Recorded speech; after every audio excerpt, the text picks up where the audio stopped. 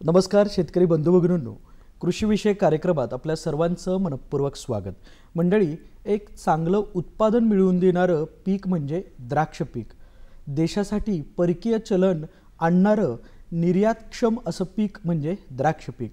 या द्राक्ष पिकाचं चांगलं उत्पादन घेण्याकरिता म्हणून याचं व्यवस्थापन करत असताना आधुनिक अवजारांचा उपयोग करणं गरजेचं. आजच्या भागामध्ये आपण या संदर्भात माहिती घेणार आहोत. आजचा आपला विषय द्राक्ष शेतीत आधुनिक अवजारांचा वापर आणि त्याची निगा राखणे.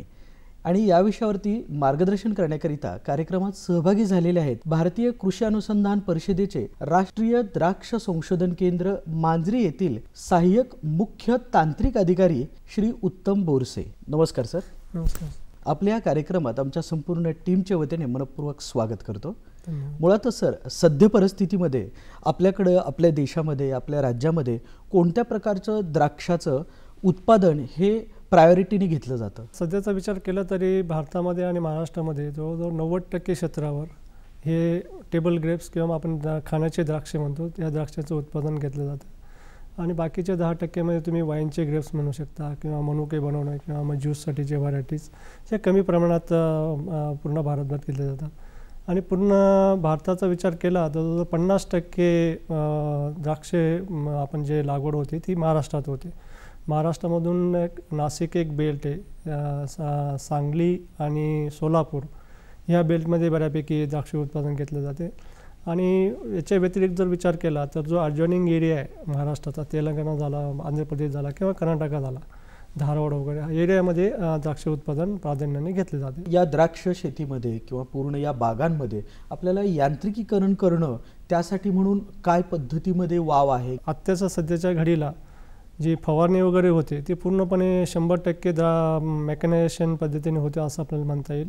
आणि याच्या व्यतिरिक्त जे सिंचन प्रणाली असते द्राक्ष बागेमध्ये, आपण जे सिंचन वगैरे करतो द्राक्ष बागेमध्ये, आता फ्लोर इरिगेशन म्हणजे मोकळं पाणी सोडून पिकाला भिजवायचं, त्या पद्धती जवळजवळ आता हद्दपार झालेली. याच्यात आपण मायक्रो इरिगेशनचा उपयोग करतो, खास करून ड्रीप इरिगेशनने आपण द्राक्ष शेतीला पाणी देतो. याच्यात जवळजवळ आता आपण म्हटलं तर 95 ते 100% मेकॅनायझेशन किंवा मग यांत्रिकीकरण झालेलं आहे. याच्या व्यतिरिक्त कॅनॉपी मॅनेजमेंट हा एक फॅक्टर असतो. कॅनॉपी मॅनेजमेंट म्हणजे तुमची द्राक्षाची छटणी झाली, विरळणी झाली, डिपिंग झाली किंवा मग शेंडा खुडणे वगैरे म्हणतो आपण, टिपिंग वगैरे, ह्या पद्धतीमध्ये थोडंसं मेकॅनायझेशनला बऱ्यापैकी व्हावे. ह्या गोष्टी आता सध्या जे आपण करतो ते पूर्णपणे लेबरच्या आधारित आपण करतो. कारण भारतामध्ये एक थोडासा एक यांत्रिकीकरणाला थोडा अटकाव का होत असेल ती की जमीन धारणा कमी आहे.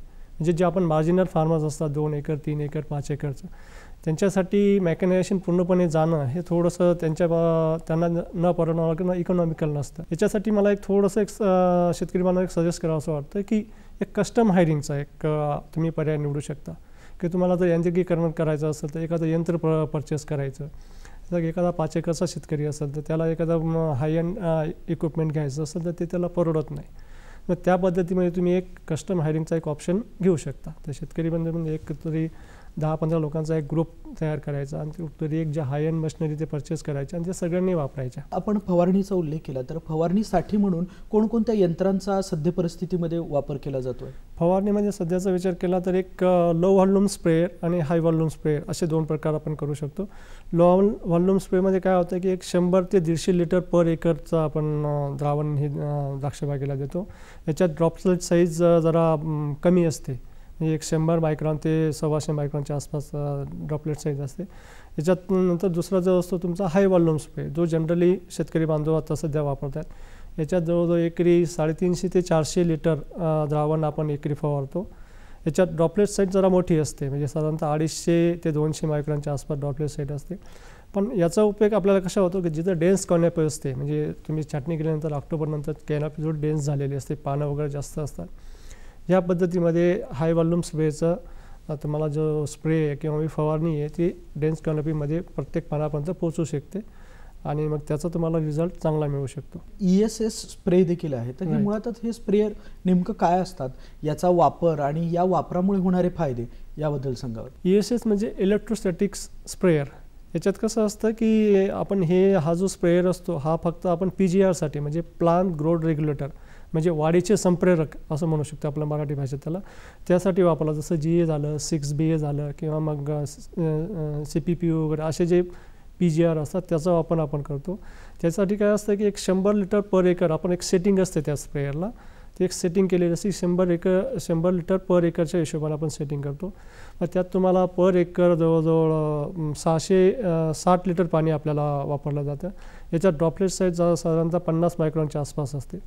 पण याचा एक थोडासा आपल्याला काळजी घ्यायची गरज असते की जेव्हा ड्रिप जास्त असते, म्हणजे वाऱ्याचा वेग जेव्हा जास्त असतो त्यावेळेस ड्रिपचा इश्यू येऊ शकतो. म्हणजे ड्रिप कसं की वारा जे जास्त असला, ड्रॉपलेट साईज कमी असल्यामुळे ते वाऱ्याने ते वाहून दुसऱ्या बाजूला वाहून नेले जातात, त्याच्यामुळे तुम्हाला इफेक्टिव्ह रिझल्ट मिळत नाही. याचा वापर करण्यासाठी आपल्याला फायदे जे असे आहेत वापरता आपण करतो, तर फायदे असे की तुम्हाला द्रावण कमी लागते, वेळ कमी लागतो आणि कॅनॉपीवर जे स्प्रेडिंग म्हणतो आपण, स्प्रेडिंग जवळजवळ 300% जास्त होतं.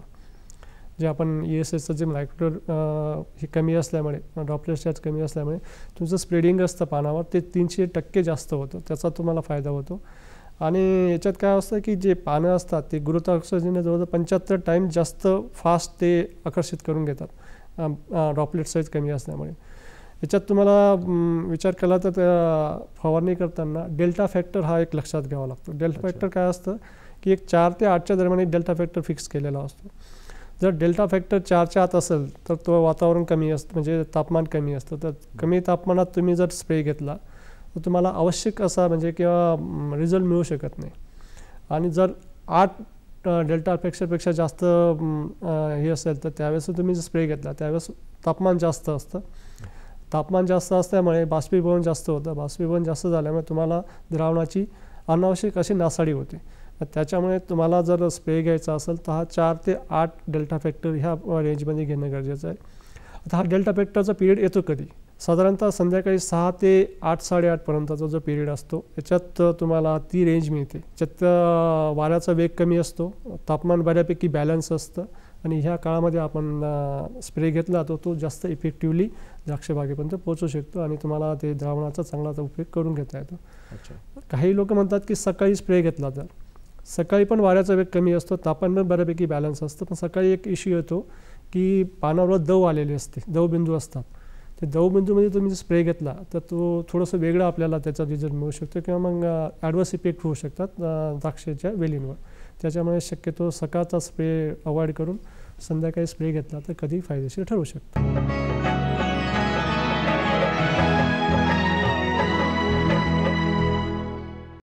खुरपणीसाठी म्हणून काही खुरपणी यंत्रांचा वापर केला जातात का? द्राक्षबागेची जेव्हा उभारणी करतो, एकदा उभारणी केली तर ती 15 ते 20 वर्षापर्यंत चालू शकते. त्यात ट्रेनिंग सिस्टीम वगैरे असते. मग अशा परिस्थितीमध्ये तुम्हाला जर तण नियंत्रण करायचं असेल तर तुम्हाला ओपन लँड नसते. ते तण नियंत्रणामध्ये तुम्हाला थोडं जिकिरीचं होतं की करायचं कसं.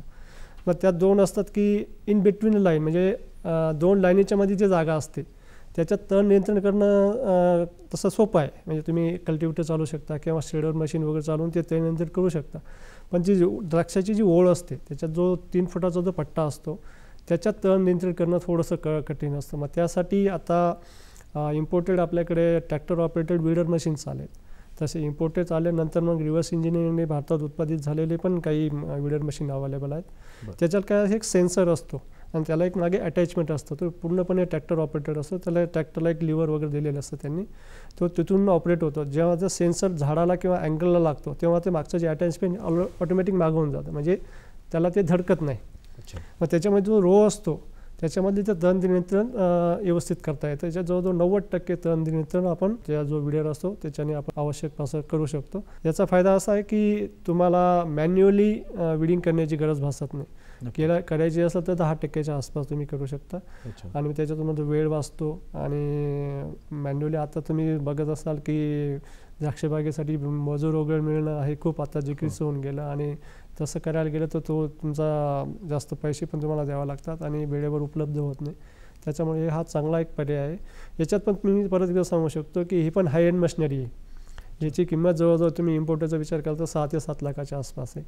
हे पण शेतकरी बंधूंनी जर कस्टम वायरिंगमधून घेतलं तर त्यांचा फायदा होऊ शकतो आणि आपले काम पण उरकू शकतात वेळेवर. एक मशीन आहे ती म्हणजे श्रेडर, तर हे नेमकं काय आहे आणि त्याचा उपयोग कसा केला जातो? श्रेडर मशीन हे बेसिकली बनवलं होतं की आपण जेव्हा छाटणी करतो बागेची, ते काड्या खाली पडलेल्या असतात. आधी म्हणजे 10 वर्षापूर्वी ते काड्या लोक शेतकरी बंधू बाहेर काढायचे, कारण ते काड्या तसं ठेवल्या तर मग तुमची बुरशी वगैरे मग ते परत ते बागेवरती त्याचा प्रसार वगैरे होते. ते बाहेर काढणं ते लेबर कन्झ्युमिंग आहे. मग त्यासाठी एक श्रेडर नावाचं एक मशीन आहे. ते पण सुरुवातीला आपण इम्पोर्टच केलं होतं. त्याची किंमत पण आता जवळजवळ 7 लाखाच्या आसपास आहे. त्याच्याने काय होतं की जे काड्या पसरलेल्या असतात ते पूर्णपणे त्याचं बारीक करून त्याला एक मागे कन्व्हेयर जोडलेला असतो. ते कन्व्हेयरनं पूर्णपणे दोन्हीचे लाईन असतात ते लाईनवर फेकले जातात. त्याचा एक बायोमास म्हणून उपयोग होतो. हे शेतकरी बंधू आता जे मोठे मोठे शेतकरी किंवा मग मार्जिनल शेतकरी पण असेल तो श्रेडरचा वापर करतो, कारण त्याचा डबल फायदा आहे. तुम्हाला काड्या क्रश करणंही सोपं आहे आणि त्याचा बायोमास पण आपल्याला बायोमास म्हणून खत म्हणून बागेत उपयोग होतो. आणि याचा फायदा असा आहे की बागेच्या ज्या काड्या आहेत ते हे केल्यामुळे त्याचा बायोमास म्हणून उपयोग होतोच होतो, पण तुम्हाला तो जो त्रास आहे की काड्या बाहेर काढणं आणि हे करणं डिस्पोज करणं हे जरा आता बंद झालेलं आहे. त्याच्यामुळे श्रेडर मशीन आपण बऱ्यापैकी. आणि याच्या व्यतिरिक्त अजून एक थोडंसं अप्लाइड नॉलेज म्हणतात की शेतकरी बंधू कसे वापरतात. तर त्याचा उपयोग हे कसं असतं की तुम्हाला फक्त ऑक्टोबर आणि एप्रिलमध्ये फक्त श्रेडिंगचे हे काम असतं. मग जेव्हा पावसाळ्यात तण नियंत्रण करणं कठीण होतं, मग त्यावेळेस शेतकरी बंधू एक श्रेडरचं काम एक मूवर म्हणून करतात. कारण पावसाळ्यात तण नियंत्रण करणं थोडंसं आउट ऑफ कंट्रोल झालेलं असतं. त्यावेळेस मग श्रेडरचा एक मूवर म्हणून वापर केला जातो आणि इन बिटवीन द लाईन जे तण आहे ते श्रेडरने नियंत्रित केलं जातं. तुम्ही समजा 2 फुटापर्यंत जर तण असेल त्या श्रेडरने तुम्ही ते कमी करून त्याचा पण बायोमास म्हणून वापर बागेला होऊ शकतो. सॉइलर, सब सॉइलर हे देखील एक यंत्र प्रकार आहे, तर हे यंत्र नेमकं काय आहे? सब सॉइलर जेव्हा आपण द्राक्ष बागेची उभारणी करत असतो त्यावेळेस हार्ड फॅन असतं जमिनीमध्ये, ती जमीन लूज करण्यासाठी त्याचा खास करून उपयोग होतो. त्याला साधारणतः 60 ते 65 HP ट्रॅक्टर लागतो. साधारणतः जमिनीच्या वरच्या भागामध्ये 2 ते 4 फुटापर्यंत सबसॉइलर काम करते. त्याचा उपयोग काय होतं की जमीन मोकळी होते, त्याच्यात एरेशन वाढतं आणि एरेशन वाढल्यामुळे तुमच्या जे अनावश्यक जी बुरशी आहे तिचा नायनाट होतो आणि हवा खेळती राहण्यास मदत होते.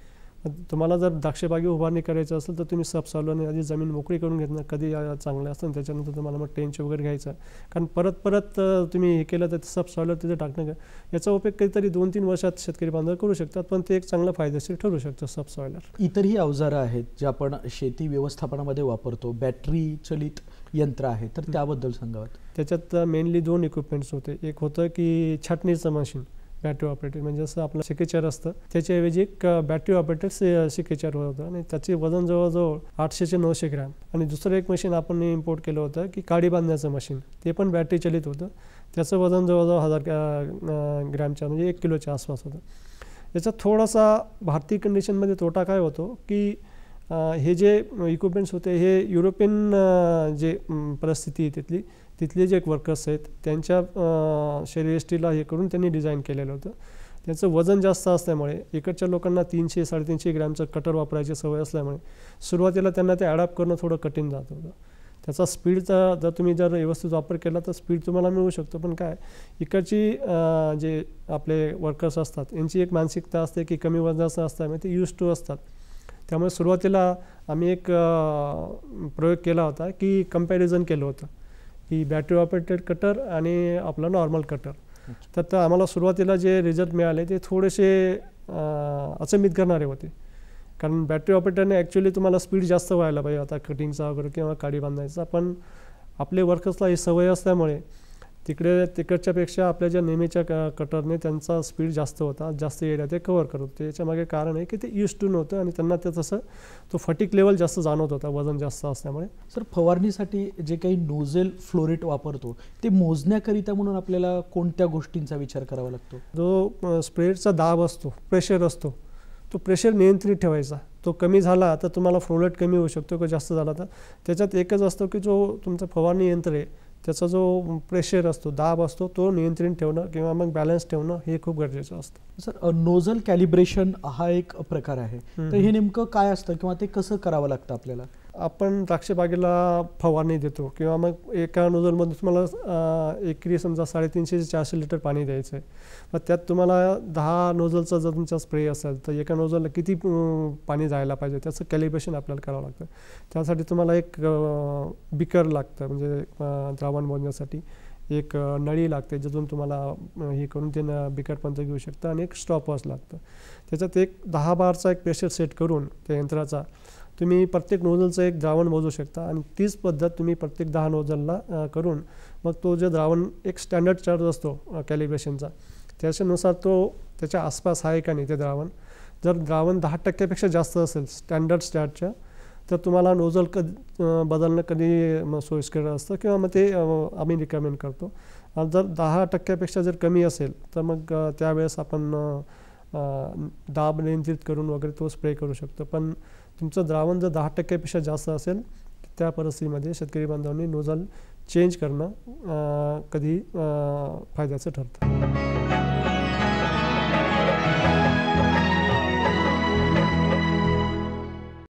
आपण प्रति एकरी फवारणी करण्याकरिता म्हणून जे द्रावण तयार करतो ते अचूक आहे हे आपण कसं ठरवू शकतो? आपल्याला पर एकर द्रावण किती फवारायचं, नंतर तुमचं ओळींची लांबी किती आहे, बरं, म्हणजे तुमची 300 फूटची ओळ आहे का 350 फुटाची, आणि तुमचा जो स्प्रेयर आहे त्याचा जो प्रेशर किती आहे, स्प्रेयरला आपण प्रेशर किती देतो, तो प्रेशर किती आहे हे बघणं खूप गरजेचं असतं. तुमचा जर तुम्ही जर स्पीड वाढवला यंत्राचा, फवारणी यंत्राचा, तुम्हाला कमी द्रावण मिळतं, कारण जास्त याच्यातमध्ये स्पीड जास्त असल्यामुळे कमी द्रावण फवारलं जातं, आणि जर स्पीड कमी झाला तर प्रति एकरी जास्त द्रावण फवारलं जातं. त्याच्यामुळे ह्या गोष्टींचा स्पीड आणि दाब आणि तुमची लांबी, ओळींची लांबी किती हे याचे लक्ष ठेवणं खूप गरजेचं असतं. सर्वात मोठं यंत्र म्हणजे ट्रॅक्टर, तर ह्या ट्रॅक्टरची निगा राखणं देखील तितकंच गरजेचं असतं, तर त्याची काळजी काय घ्यायला हवी? ट्रॅक्टरची निगा राखणं म्हणजे खूप सोपी गोष्ट आहे. सकाळी तुम्ही ड्रायव्हरला सांगा की इंजिन ऑइलची लेवल ठीक आहे का नाही, हायड्रोलिक ऑइलची लेवल ठीक आहे का नाही, रेडिएटरमध्ये पाणी आहे का नाही, रेडिएटर कुठं लीक तर नाही आहे ना. रेडिएटर लीक झालं तर ते पाणी ड्रेन होऊन तुमचं इंजिन खराब होऊ शकतं, कारण टेम्परेचर वाढलं तर ते त्याचा प्रभाव इंजिनवर पडू शकतो. इंजिन ऑइलची लेवल एक मिनिमम मॅक्झिमम असं एक गेज असतं त्याला, ते मिनिममच्या खाली जर घेतं आणि त्यावेळेस तशा कंडिशनमध्ये तुम्ही जर ट्रॅक्टर चालवला थोडासा काही पिरियडसाठी तर ट्रॅक्टरचं इंजिन सीज होऊ शकतं. हायड्रॉलिकमध्ये आता हायड्रॉलिक आणि गिअरबॉक्स हे एकत्र ऑइल असतं, त्याचं जवळजवळ 25 ते 30 लिटर ऑइल असतं. याच्यामध्ये कसं असतं की शेतकरी बांधव आपण नेहमीच्या कामाच्या निघतो, सकाळी उठला, ट्रॉली लावली, हायड्रॉलिक ट्रॉली असते, ती नळी काढली, दुसरी नळी लावली, याच्यामध्ये नकळत 100 ते 150 लिटर ऑइल लीक होऊ शकतं किंवा मग वेस्टेज जातं. मग असं जे कम्युलेटिव्ह इफेक्ट असतो की त्याने महिनाभर असं काहीतरी हे अवजार जोडलं, ते काढलं, ते जोडलं, हे जोडलं, याच्याने काय होतं की ते ऑइल त्याच्या लक्षात येत नाही. मग अचानक एके दिवशी की तो म्हणतो की इंजिनच्या हायड्रॉलिकमध्ये आवाज यायला लागला. बरं, ते कसं काय झालं? मग तो मेकॅनिकला विचारतो असं कसं काय झालं. तो मेकॅनिक म्हणतो साहेब तुमचं हायड्रॉलिक लेवलची कमी झाली. इंजिन ऑइल तर तो चेक करतच नाही, जरी केलं तर हायड्रॉलिक ऑइल चेक करत नाही लेवल.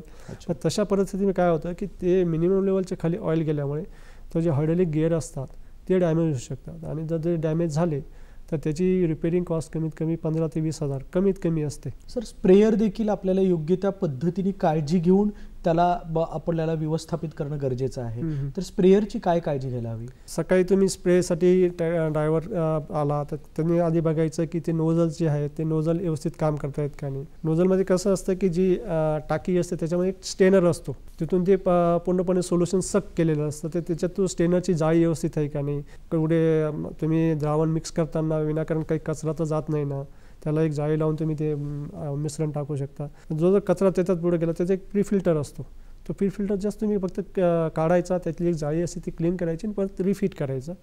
तो जर तुम्ही केला नाही तर मग तो जो कचरा बायपास होऊन मग तुमच्या नोझलमध्ये जाणार, नोझलमध्ये दुपारी कधीतरी चालत असताना नोझलमध्ये कचरा अडकणार, मग कमी जास्त फ्लो रेट होणार, एखादा नोझल जास्त फ्लो रेट देणार, एखादा कमी देणार. त्याच्यामुळे तुम्हाला ही क्लिनिंगची प्रोसेस आहे की तुम्ही प्री फिल्टर क्लीन करा, आणि मग संध्याकाळी जेव्हा आपण स्प्रे करून येतो की आता स्प्रे आपल्याला थांबवायचा आहे, म्हणजे कुठेतरी पार्क करणार ट्रॅक्टर, त्यावेळेस काय असतं की जो दिवसभराचा स्प्रे झालेला असतो तो तसंच त्या सिस्टीममध्ये असतो, म्हणजे पाईपमध्ये असतो किंवा नोझलची ज्या पाईप्स असतात किंवा नोझलमध्ये असतात, तो तसंच द्रावण असतं, ते वेगळ्या प्रकारचं द्रावण असतं, ते शेवटी केमिकल आहे. मग ते तुम्हाला फक्त काय करायचं, चांगलं पाणी भरायचं. समजा तुमचा 400 लिटरचा कॅपॅसिटीचा स्प्रेअर असेल, तुम्ही 100-1 लिटर किंवा 50 लिटर पाणी त्याच्यात चांगलं पाणी भरा आणि तो परत ट्रॅक्टर सुरू करून ते फ्लश करा. फक्त एक फ्लशिंग असतं ते, जेणेकरून जो द्रावण आहे ते निघून जाईल आणि चांगलं पाणी त्याच्यात राहील. ते द्रावण जर तसंच ओव्हरनाईट राहिलं तर त्याच्याने काय होतं की कोरोजन वाढतं, तुमचा पंपाची लाईफ कमी होते, तुमचे जे पायपिंग असतात स्टीलचे वगैरे ते खराब होऊ शकतात. मग याच्यामुळे तुम्हाला तुमचा मेंटेनन्स वाढू शकतो. आधुनिक तंत्रज्ञानामध्ये आपण इरिगेशन आणि फर्टिगेशन ही देखील एक प्रोसेस आहे, तर हे मुळातच ऑटोमेशन नेमकं काय आहे त्याबद्दल सांगा. आधी फक्त आपण एक खताची टाकी, एक व्हेंचुरी आणि एक फिल्टर अशी एक सेटअप राहायचा. त्याच्याने मग मॅन्युअली वॉल वगैरे ऑपरेट करून शेतकरी बांधव खताच्या टाकीतून खत वगैरे टाकून ते फर्टिगेशन वगैरे करायचे. आता त्याचा पुढचा ॲडव्हान्स झाला की टोटली आता एक ऑटोमेशन एक युनिट यायला लागला. मोठे मोठे जे इरिगेशनच्या कंपनी आहेत त्यांनी टोटली ऑटोमेटेड युनिट फर्टिगेशन आणि इरिगेशनचं आणलं आहे. त्याच्यात काय असतं की तुमच्या फिल्टर्स असतात, मोठे मोठे फिल्टर्स, ग्रॅव्हल फिल्टर्स किंवा स्क्रीन फिल्टर असतात, खताच्या टाक्या सेपरेट असतात, तुमचं एजिटेटर असतं. एजिटेटरचं काम काय असतं की जे तुम्ही खताच्या टाक्यामध्ये खत टाकता ते ढवळण्यासाठी एजिटेटर म्हणून वापरतो, त्याला एक ब्लोअर दिलेला असतो. नंतर तुमच्या बागेंमध्ये एक सोलनर वॉल असतात, त्यांना एक सेन्सर लावलेला असतो. ते सेन्सर डायरेक्ट कनेक्ट असतं, तुमचा जो पंप हाऊस असतो तिथं ते तुमचं मॉनिटर असतं किंवा कंट्रोलर असतं, तिथं तुम्हाला पूर्णपणे सेन्सर कोणत्या एरियात कोणता सेन्सर कसा काम करतो किंवा किती मॉइश्चर वगैरे. तर ही पूर्णपणे setup automation and fertigation unit आता बाजारात उपलब्ध आहेत. याचा फायदा काय होतो की तुम्हाला एका ठिकाणी बसून पूर्णपणे कंट्रोल करता येतं. समजा तुमची बाग पंप हाऊसपासून एक किलोमीटर अंतरावर आहे, तर तिथं तुम्हाला मॉइश्चर किती आहे, म्हणजे सध्याचं मॉइश्चर किती आहे, तिथे सेन्सर लावलेले असतात. ते मॉइश्चर बेस तुम्हाला इरिगेशन देता येतं. तुम्हाला वाटलं की वेदर बेस, तशी पण आता प्रणाली आलेली, वेदर कसा चेंज झाला, वेदरमध्ये किती पाणी दिले गेलं त्याच्यानुसार तुम्हाला देता येतं. किंवा मग तुम्हाला एकराला ठरवायचं असतं की 1 एकर माझी बाग आहे, 1 एकरला मला साधारणतः 20,000 लिटर पर डे इरिगेशन करायचं आहे. मग त्यात तुम्ही सेट करू शकता त्या कंट्रोलरवर की प्रोग्रामिंग करू शकता की मला एवढी माझी 5 एकर बाग आहे, मला 20,000 लिटर प्रति एकरच्या हिशोबाने 1,00,000 लिटर मला पाणी द्यायचं आहे. तुम्ही फक्त त्याच्यात कंट्रोलरमध्ये प्रोग्रामिंग करा आणि तेवढ्या पिरियडमध्ये ते इरिगेशन झालेलं असतं. म्हणजे एका ठिकाणी बसून तुम्ही पूर्णपणे बागेचं सिंचन करू शकता. हे आता शक्य झालं आहे पूर्णपणे ऑटोमेटेड इरिगेशन युनिटने. आणि हे बऱ्याच कंपन्या आता आपल्याला इथं भारतामध्ये उपलब्ध आहेत. पर्याय भरपूर उपलब्ध आहे शेतकरी बांधवांसमोर. याच्यात वेळेची बचत होतेच होते, तुमचं विनाकाराची नासाडी होते खताची वगैरे तेही होत नाही. आणि तुम्हाला स्पेसिफिक खतं देता येतात. असं नाही की युरिया टाकून दिला, तसं नाही.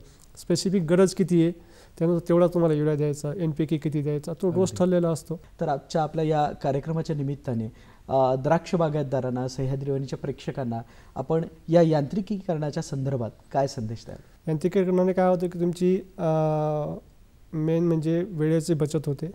तुमचा खर्च वायफळ खर्च म्हणू शकतो आपण एक ग्रामीण भाषेमध्ये, तो वायफळ खर्च आपण कमी करू शकतो. तुमची एका ठिकाणी म्हणजे कमी जागेमध्ये तुम्हाला जास्त गोष्टी मॅनेज करता येतात. तुमची सुरक्षा वाढते, कारण तुम्हाला या यांत्रिकीकरणामुळे बऱ्याच गोष्टी ऑर्गनाईज पद्धतीने केल्या. मग तुम्हाला कुठतरी एक रिमोट एरियात जाऊन काम करायचं असंही नाही. त्याच्यामुळे तुम्हाला तुमची सुरक्षा वाढते, तुमची लेबरची जी इफिशियन्सी ती वाढते. त्याच्यामुळे याचे बरेच फायदे आहेत. त्यासाठी कस्टम हायरिंग किंवा मग आपण लाईक माइंडेड पीपल म्हणतो की तुम्ही समविचारी लोकांनी एकत्र या. माझी 10 एकर, तुमची 15 एकर, असं कुठे एक 100-150 एकरचा एक एरिया करा. त्यासाठी लागणारे अवजारे काय आहेत, मेकॅनायझेशन कसं करू शकतो आपण. जवळजवळ याच्यात 80% तुम्ही मेकॅनायझेशन करू शकता. 20% ठीक आहे तुम्ही तुमच्या पद्धतीने हे करू शकता. पण हे मेकॅनायझेशनसाठी इंडिव्हिज्युअलला शक्य नाही. नक्की, कारण 7-8 लाखाचे इक्विपमेंट्स घेणं हे सहज परवडणार नाही मार्जिनल फार्मरला. त्याच्यामुळे कोणी कस्टम हायरिंग झालं किंवा मग एक समूह शेतकऱ्यांचा समूह तयार करून आपण मेकॅनायझेशनसाठी गेलेलं चांगलं राहील आणि त्यातून तुम्हाला चांगलं उत्पादन मिळू शकतं. शेतकरी बांधव या आपल्या आव्हानाचा योग्य तो विचार करतील आणि आपल्या या व्यवस्थापनामध्ये सकारात्मकतेने बदल करून चांगलं उत्पादन घेतील अशी आपण अपेक्षा व्यक्त करूया. नक्कीच. आपण कार्यक्रमात सहभागी झालात आणि महत्त्वपूर्ण विषयावरती मार्गदर्शन केलं त्याबद्दल धन्यवाद आणि आपल्या पुढील वाटचालीसाठी शुभेच्छा. नमस्कार. धन्यवाद.